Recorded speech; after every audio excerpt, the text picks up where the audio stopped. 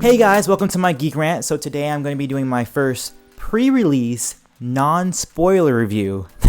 That's right. So today I'm going to be doing a review for Lords of the Sith, which should be coming out in the next few days. So just to set up the story, it's about a rebel cell that is on Ryloth. So it's a bunch of Twi'leks that are there trying to spring a trap on Sidious and Vader, and that's essentially how the book goes down. It's about these rebels basically trying to assassinate the Lords of the Sith, hence the title. What I really liked about how these rebels were depicted was that they really were, from the movies, we never actually see that the rebels are actually terrorists. They destroyed a huge government spaceship, basically, and killed a lot of innocents in the process.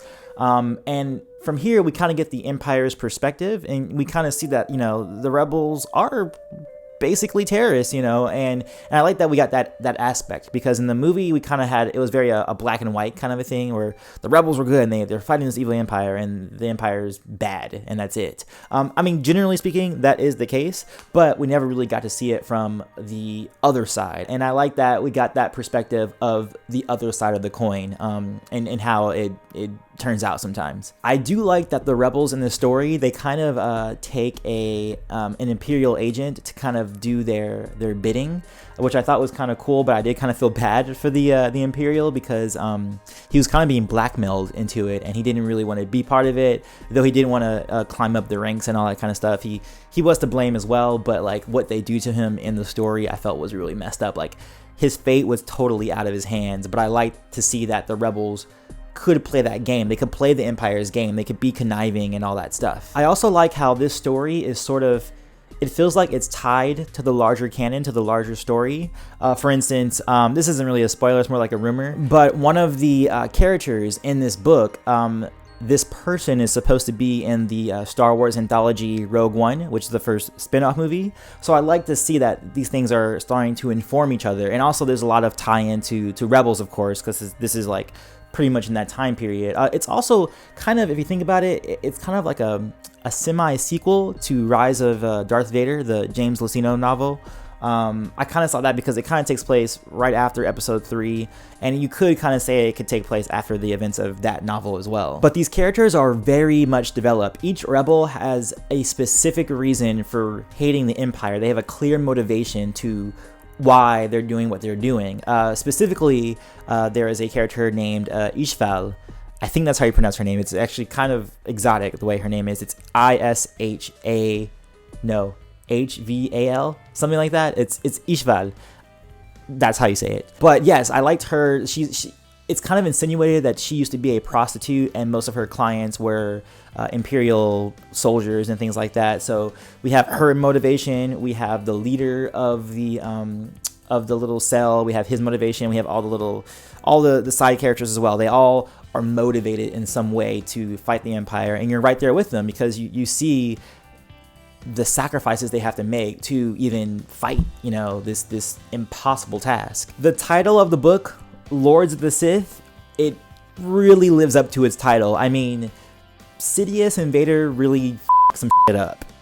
And they really some shit up. Paul Kemp does a really good job of painting Vader and Sidious in this really like atrocious and evil light. Like they're especially Vader, he is this extremely feared figure. He's this masked guy who no one really knows what his past, where he came from, and I think he really writes that very well. And not only is his writing very detailed and intricate, but it's also simple to read.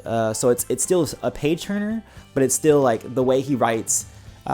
His imagery, I think, is very artful, and I like his writing a lot because of that. Because he had the best of both worlds. Like sometimes with James Luceno, his writing I feel is a little bit too complicated, a little bit too wordy, and then sometimes with John Jackson Miller, I think he can be a little bit too simplified. And I think for me at least, Paul Kemp is like right in the middle of what is good for me, and that goes for his other novel too, called Deceived, which I think was a perfect choice, because him coming from Darth Malgus and then now examining Darth Vader, I thought was a good. It was a good transition, is what I would say. And to that point, I feel that Kemp really examines Vader very well. Like, I feel that there's a little point in the story where Vader still has trouble letting go. And that's good, because that's always been a flaw for Vader throughout all the movies, throughout, even when he was Anakin Skywalker, when he was Vader later on, he has a very hard time letting go. And part of the story is about him still trying to let go of his past actions, his new relationship with Sidious. And I thought Kemp illustrated that very well.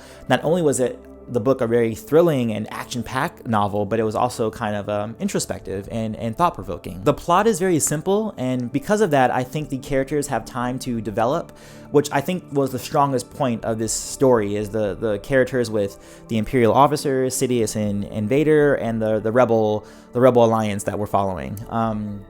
The Rebels all feel like fleshed out characters. I felt like Kemp did a really good job of playing out the dialogue between them and the interplay between them, and all the characters are very rich, and the Rebels in particular, they had such a profound trust in each other. And you have to, when you have such a daunting task ahead of you, you have to have complete trust in your teammate. And I felt like during their mission in this book, they had a huge camaraderie that I don't really feel I've had really much in much Rebels related material that I've read or watched.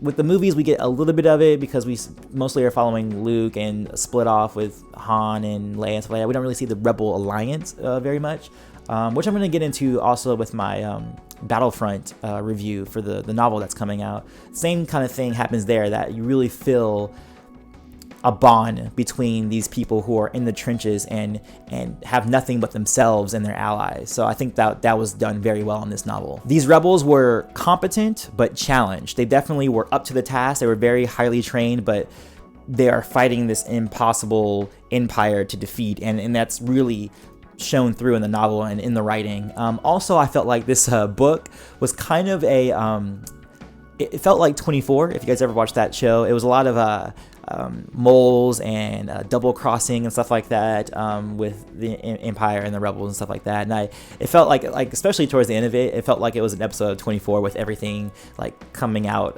into the open and stuff like that, especially with government agencies and political intrigue and stuff like that. I thought that was pretty good. Very much like 24 to me, at least, if anyone else has watched that show, which is awesome. But yeah, like I was saying, Kemp really makes it clear how impossible it is to fight the Empire and how much funding and support and effort it takes. I really don't think we get that much from the movies, that how fighting an Empire takes a lot of money, takes a lot of effort, and you need a lot of support. And they really show how difficult it is to do it, and how it's pretty much almost impossible to do. It's hard even to put a dent in them. And this is just one world that's trying to, they don't even want to get freedom for the whole galaxy. They're just looking for freedom for their single world. And even that is a super hard task that I felt was brilliantly portrayed, because it shows how impossible it is to defeat these people. And going forward in the rest of the franchise, it shows so much. It gives them so much more incentive to wanting to defeat this enemy, and when they do eventually achieve some sort of victory, it's all the more sweet. So this book does not disappoint when it comes to the title, Lords of the Sith, in the sense that there's a lot of action going on between Vader and Sidious. There's a lot of Sith full-on powers going on here. At first I thought, okay, they're gonna have one sequence of fighting of them doing their powers fighting together. No, they have chapters of them fighting, to the point where I even got kind of fatigued by the action. I was like, okay, there's only so much awesome stuff that they can do.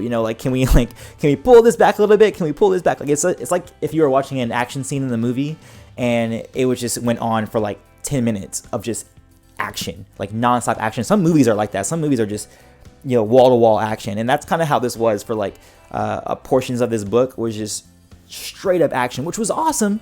I'll admit it was freaking amazing, but sometimes you can't have too much awesome. It was they could have pulled back a little bit on it. But yeah, it was awesome. If you guys are looking forward to an action-packed Sidious Vader duo, you get that in this book. That is covered in this book. Even so, the ending of this book and the whole book in general was really great. It was really brilliant. it was, the whole sequence was kind of or not the whole sequence, but the whole novel was sort of a test for two of the characters. Not going to spoil who those characters are. You'll have to read it and figure out who learns the most in this book.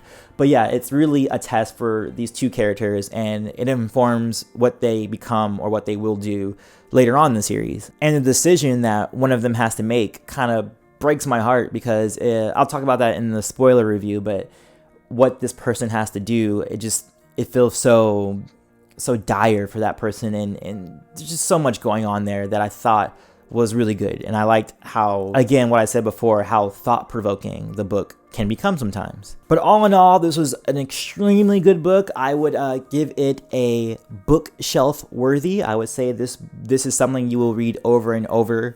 Even if you're just a minor Star Wars fan, if you are a Vader fan or a Sidious fan, this is a must read. This is drop everything you're doing now kind of thing and read. I think it's that good. But yeah, I really enjoyed the book a lot. It was well written, well paced. Characters were rich. The struggle was very present, and it felt very real, and it informed the larger galaxy that we have. But yeah, that's it. I recommend it totally and wholeheartedly. Easily my favorite book of the new canon so far. I would say it would be this book and then Tarkin underneath. But yeah, that's it, guys. Of course, peace, love, and may the Force be with you. Always.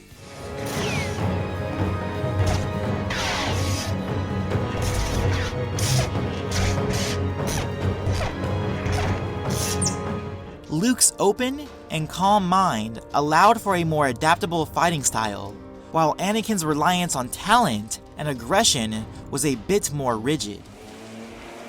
No, why are you mowing your lawn right now? I'm recording a Let's Play. That is in, there is a spider on my wall.